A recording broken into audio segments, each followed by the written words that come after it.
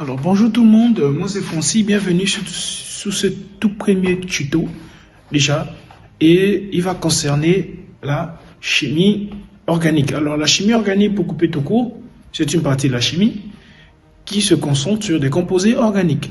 Voilà. Et dans cette chimie organique, on va commencer par montrer un peu la représentation des différentes molécules, comment les molécules se représentent, comment les molécules sont représentées, comment on peut représenter les molécules sur un plan, parce qu'on n'est pas encore dans l'espace, retenons ceci. La nomenclature également de ces molécules. Alors comment les nommer, comment nommer ces molécules. La stéréochimie, ça c'est un mot un peu bizarre, suspect, mais c'est pas si difficile en soi, c'est un mot qui est composant différentes, voilà, en différentes étapes déjà. C'est un mot vraiment, il n'est pas global, mais c'est un mot vraiment qu'on peut disloquer en plusieurs parties. Et après, on aura les exercices. Alors, sans plus tarder, on va s'attaquer sur représenter la molécule. Alors, une molécule, déjà, c'est un assemblage d'atomes. Ce qu'il faut comprendre, une molécule, c'est un assemblage d'atomes. Voilà. Et lorsqu'on parle de représenter la molécule dans l'espace, dans le plan, c'est la façon dont je vais voir cette molécule. C'est-à-dire comment la molécule se présente à moi. Elle peut se présenter à moi sous sa forme brute.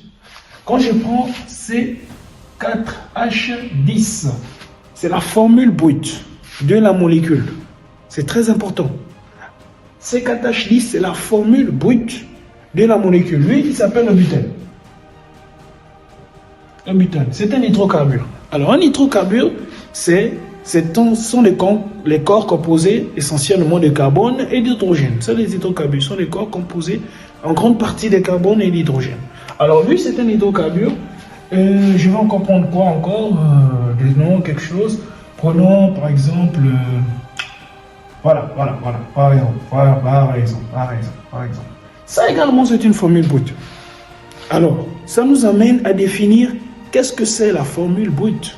Alors, la formule brute, c'est une formule qui donne un nombre exact de carbone, d'hydrogène, ou si la molécule en a encore plus d'azote, etc. C'est ce qu'on appelle la formule brute. Alors la formule brute donne le nombre exact des composés, le nombre exact des éléments qui composent une molécule. C'est ce qu'on appelle la formule brute. C'est bon? Donc, ça c'est la formule brute du butane. Et on va beaucoup travailler le butane. On va énormément travailler le butane parce que c'est un corps qui est assez accessible. On va beaucoup le travailler. Il est un peu facile à comprendre. Voilà. Donc, on a le butane. Alors, voici la formule brute. La formule brute, si on peut revenir sur la définition, déjà, c'est le nombre des parties qui composent la molécule. Combien de fois le carbone intervient dans la molécule, combien de fois l'hydrogène intervient dans la molécule, combien de fois l'oxygène intervient dans la molécule, combien de fois. Donc, à chaque fois qu'on va voir une formule qui va nous montrer le nombre de fois que le carbone intervient, ou bien le nombre de carbone, le nombre d'hydrogène, le nombre d'oxygène, c'est la formule brute. La formule brute donne assez de détails sur ces composés-là. Et ici, on nous montre qu'on a 4 carbone et 10 hydrogène. C'est un peu ça. Alors, passons à la représentation suivante. Alors, on va rentrer dans des choses un peu sérieuses. Et on va voir ici, on a toujours notre butane. Gardons toujours notre butane déjà. Notre butane. Et voyons un type de représentation qu'on appelle la représentation sous la forme développée. C'est-à-dire que le butane, le C4H10, peut se représenter sous une forme développée. Ce qu'on appelle la formule développée. On peut développer ça. Alors, comment on dit développer? Déjà, ça fait un. Développer veut dire que on nous présente la molécule avec le positionnement des différents éléments. C'est dans un plan. La formule développée nous montre le positionnement des différents éléments dans la molécule dans le plan, pas dans l'espace. Dans l'espace, c'est différent, on va voir dans l'espace plus tard. Mais là, on est dans le plan, le positionnement des différents éléments dans le plan. Alors ici, j'ai 4 carbones déjà. Comment ces carbones-là peuvent être agencés dans un plan? C'est voilà. Et comment on peut mettre les hydrogènes déjà? Alors, un carbone, 2, 3 et 4. Et les hydrogènes, on le sait, c'est juste des rappels de cours.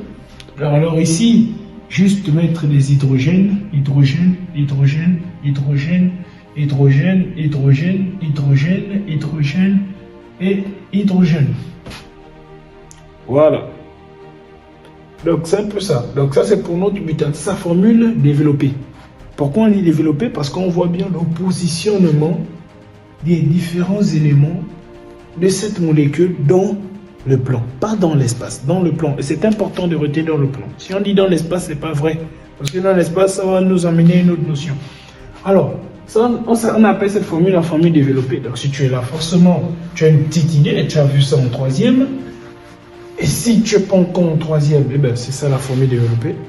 C'est déjà ça.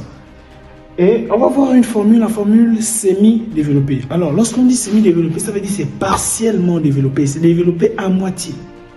Et c'est un peu ça en fait. Donc, comme formule semi-développée de ce corps-ci, on a CH3. Et si on va exploiter cette formule, on a un CH2, on a un CH2, et ça se termine par un CH3. Alors, pour voir si c'est juste ce que je viens de mettre, comptons le nombre d'hydrogènes.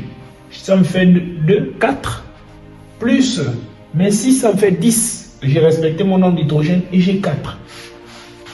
J'ai 4 atomes de carbone. Mais il y a un truc qu'il faut regarder ici. C'est très important de regarder ce détail. La formule semi-développée commence par un groupement méthyle. Bon, on ne va pas vraiment dire un groupement méthyle, mais ça commence par un CH3. Et ça ne se termine pas toujours par un CH3. Non. Donc, la formule développée de ce genre de composés-là, des hydrocarbures, c'est comme ça. On a la formule développée sur les plusieurs, bon, on peut commencer à déballer tout ce qu'on connaît. On peut prendre, on peut enlever ici, on met 9 et on met O ici, ça va se transformer.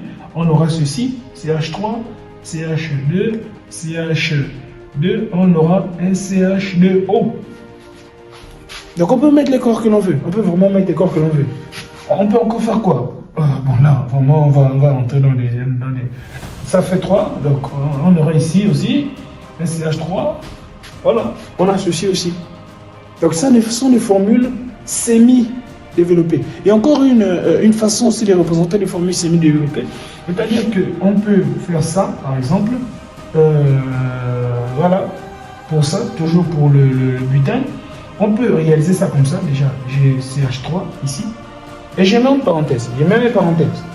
Et qu'est-ce que je vais mettre? Je vais mettre ici 1, 2, par exemple. Par exemple, c'est un exemple, 1, 2. Qu'est-ce que le 2 là? Le 2 là signifie quoi? Le 2 là signifie qu'ici, déjà, on aura 2 carbone. Et le 2 là va multiplier les hydrogènes, ça fait 6. Et ça va nous donner ici un CH, c'est un exemple, on pouvait mettre 3, on pouvait mettre les 4 carbones, on pouvait mettre 3, on pouvait mettre les 4 carbones, c'est tout. Donc CH3, j'ai mon CH2, j'ai mon CH, ici on a mis 2, donc c'est mon CH2, ça fait déjà 2 carbones, et le reste je complète au fur et à mesure, mon CH2, et après c'est CH3, etc., etc. Alors ça c'est la formule, et aussi ça c'est aussi un mode de formule semi-développé. Donc, il n'y a pas qu'avec les tirets, déjà. Tu as remarqué les tirets. Il n'y a pas qu'avec les tirets. Ça aussi, c'est un mode de formule semi-développé. C'est-à-dire que tu peux aussi, je parle beaucoup mieux, tu peux aussi faire ça, CH3, CH2, CH2. Et si tu vas mettre, c'est pas moi, CH3, par exemple, tu enlèves ça, CH3. Ça aussi, c'est une formule semi-développée. Donc, c'est un peu ça. Donc, on a vu la formule brute, on a un peu couru sur ça, je te l'accorde. On a vu la formule développée, ça, tu t'en doutes bien. Et là, on a vu la formule semi-développée. Pas trop de détails, je te l'accorde, mais c'est un peu le gros qu'il faut savoir. Voilà, à l'intérieur. Et on va voir un type de formule très important. Et les professeurs utilisent ça le plus souvent pour casser les élèves, pour casser les étudiants, les élèves, les pieds.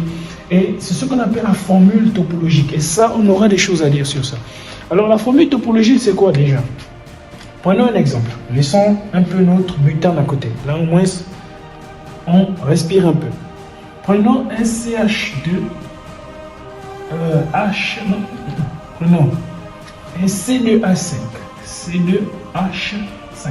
Par exemple. Ou C2H6. Pourquoi pas. C2H6. C'est l'éthane. Je travaille beaucoup les hydrocarbures. Mais ça va changer. C'est juste pour nous habituer avec les hydrocarbures. Mais ça va vraiment changer. Ça sera chaud plus tard. Alors, on a l'éthane. La formule topologique nous dit quoi? La formule topologique nous dit qu'entre deux carbones, ou bien les carbones sont représentés par des points, si je peux dire ça comme ça. Regarde, je trace un tiret. Et bien, la formule topologique me dit déjà que le bout du tiret qui est ici et le bout du tiret qui est ici représentent des carbones. Ce sont des carbones. Et c'est ça le truc à la formule topologique. C'est-à-dire que ça permet de simplifier l'écriture. Ce que la formule développée présente dans un plan, c'est-à-dire ça développe énormément, ça agrandit au point que tu peux remplir la feuille. Avec une formule topologique, ça part beaucoup plus vite. Pourquoi? Parce que les carbones sont représentés par les bouts de ligne. C'est ça les carbones. Les carbones sont représentés par des bouts de ligne. Et c'est très important en fait. C'est vraiment très important cette formule. C'est vraiment un accélérateur de représentation des molécules. Et c'est un peu ça. Donc ça c'est une formule topologique. Voilà. Et on peut poser une question. Bon, Francis, tu as ta formule topologique. Où mets-tu les hydrogènes? Eh bien, on sait qu'à chaque carbone, on associe un hydrogène.